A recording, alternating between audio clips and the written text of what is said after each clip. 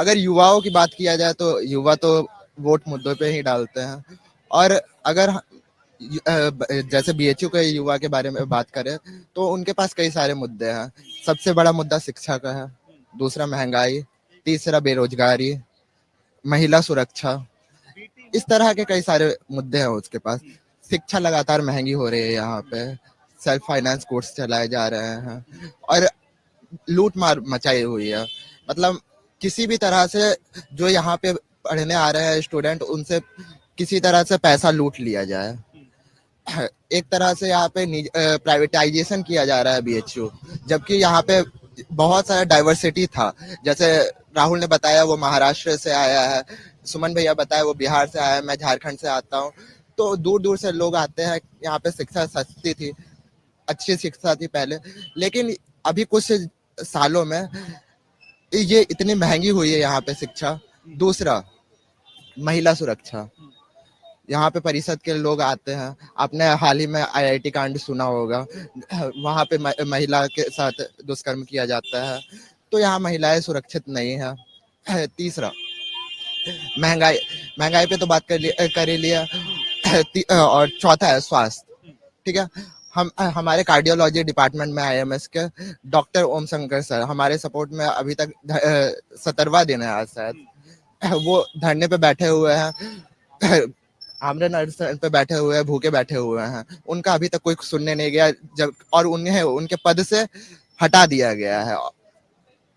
वो इसीलिए धरने पे बैठे हैं क्योंकि यहाँ पे जो स्वास्थ्य के लिए है, जो वहाँ पे बेड का घोटाला हुआ है, बेड का घोटाला है और बहुत सारे कमरे जो बना दिए गए थे वो खोले नहीं गए हैं मरीजों के लिए। मरीज ऐसे धूप में पड़े हुए रहते हैं, उसके लिए बैठे हुए हैं। यहाँ पे पेड़ों की लगातार कटाई की जा रही है, पेड़ों से कमाई की जा रही है। बीएचयू का जो संविधान था उसमें बदलाव किया जा रहा है। बीएचयू के संविधान में लिखा था कि यहाँ पे 70 और 30%, 50-50%, 50% यहाँ पे बिल्डिंग्स रहेगी और 50% यहाँ पे वनस्पति जो है पेड़ पौधे रहेंगे। लेकिन संविधान में बदलाव करके 70 और 30% कर दिया गया है। 70% बिल्डिंगें बना दी गई है और 30% पेड़ रखे गए हैं और सारे पेड़ काट दिए जा रहे हैं और बेचे जा रहे हैं। तो ये सारे हमारे मुद्दे हैं और हम लोग इन्हीं मुद्दों को ध्यान में रखते हुए बाकियों का नहीं कह सकते, हम युवा इन्हीं मुद्दों पर वोट देंगे। आप लोग अब जैसे इन्होंने कहा कि इन मुद्दों पर वोट देंगे, बाहर एक बहस और चलती है इस कैंपस के बाहर कि देखिए बीएचयू में आप जाते हैं, मुद्दों पर बात होती है, लेकिन उन मुद्दों पर वोट बनारस को प्रभावित नहीं करता क्योंकि अधिकतर बच्चे तो बनारस के नहीं हैं। ये एक मिश्रित कैंपस है जहां पर बहुत सारे बनारस के नहीं है। हाँ। अगर बनारस की बात होती है तो बीएचयू की जो मेन कोर प्रॉब्लम है वो बनारस की कोर प्रॉब्लम नहीं है। इसीलिए बीएचयू प्रशासन को या फिर मोदी प्रशासन को फर्क नहीं पड़ता, क्योंकि यहाँ 95% स्टूडेंट तो बाहर से हैं और यहाँ के वोटर नहीं है। क्योंकि अगर वाराणसी लोकसभा को प्रभावित करेगा तो वाराणसी वोटर प्रभावित करेगा, और वाराणसी वोटर जो है ना वो महात्मा गांधी काशी विद्यापीठ वाराणसी का वोटर है, आपका यूपी कॉलेज वाराणसी वोटर है। बीएचयू में वाराणसी वोटर नहीं है, और इसीलिए जो ये तानाशाही रवैया अभी इन्होंने बताया कि जो तानाशाही बीएचयू तानाशाही रवैया बनाया हुआ है उसके ऊपर इतना प्रभाव शायद नहीं पड़ा। बच्चे बैठे हुए हैं, प्रोफेसर बैठे हुए हैं, ठीक है।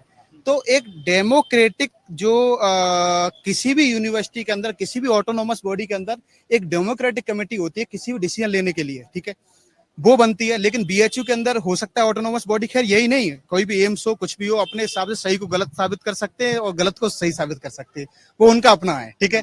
लेकिन यहाँ पर बच्चों की नहीं सुनी जा रही, स्टाफ की नहीं सुनी जा रही, ये बेसिक प्रॉब्लम है। लेकिन इससे सर चुनाव का जो है ना, क्योंकि अगर प्रॉब्लम सुनवाई नहीं तो कहीं ना कहीं चुनाव इफेक्टेड नहीं है, राइट।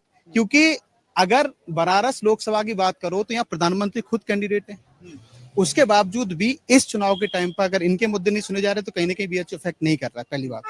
दूसरी बात, लोकल लोगों के मुद्दे की बात करते हैं तो लोकल लोगों को धार्मिक पॉइंट ऑफ व्यू से वो ज्यादा झुकाव बनारस का, क्योंकि बनारस जो है ना हिंदुइज्म की एक कैपिटल कह सकते हैं कि ये जो है ना सेंटर रहा है। तो यहाँ पर विश्वनाथ कॉरिडोर हो गया, राम मंदिर हो गया, ये मुद्दे सफल होते दिखाई दे रहे हैं। जबकि जो वास्तविक जो युवा का मुद्दा है, जैसे कि महंगाई हो गई, बेरोजगारी हो गई, देखिए महंगाई किसी प्रोग्रेसिव इकोनॉमी के अंदर महंगाई तो होती है, 3% 4% तो हर साल बढ़ता ही है, लेकिन उस हिसाब से वेजेस बढ़ते हैं। लेकिन हुआ क्या है, 2016 के बाद से आप डाटा उठा के देखिएगा कि जितनी भी जो इंडिया मिक्स इकोनॉमी था उसमें सोशलिस्ट थी और कैपिटलिस्ट थी, लेकिन यहाँ कैपिटलिज्म हावी हुआ है। कैपिटलिज्म इतना हावी हुआ है कि आप देखें धीरे धीरे छोटे छोटे कपड़ा व्यापारी बंद होते चले जा रहे हैं, कॉर्पोरेट जगह ले रहा है, मॉल्स वगैरह बन गए, ठीक है, कपड़ा व्यापारी खत्म हो गया। धीरे धीरे ये जो आप शॉप वाले देखेंगे, छोटी छोटी शॉप थी इसमें कि आपकी छोटी छोटी दुकानें हैं जो इसकी, ये सारी खत्म हो जाएंगी। आगे चल के छोटा बिजनेस जो होगा ना वो धीरे धीरे खत्म होकर पूरा कॉर्पोरेट उसके ऊपर हावी हो जाएगा। तो हम आत्मनिर्भर भारत की तो बात कर रहे हैं कि जो भारत है ना वो आत्मनिर्भर बनता चला जा रहा है, लेकिन आत्मनिर्भर में हमारी आत्मता कितनी है? हम तो एक नौकर बन रहे हैं ना। हम अपने बच्चों को यही सिखा रहे हैं कि आप जो है ना जॉब करिए जाके। इंडिपेंडेंसी के मामले में बात करें तो जो इनफॉर्मल सेक्टर था वो पूर्ण तरीके से खत्म होकर फॉर्मल सेक्टर में बदल गया है। एग्जिट पोल 2024 1 जून शाम 6 बजे से, लोकसभा चुनाव के नतीजे 4 जून सुबह 7 बजे से। देखिए चुनाव नतीजों से जुड़ी हर खबर सबसे पहले, सबसे सटीक, केवल अमर उजाला पर, amarujala.com।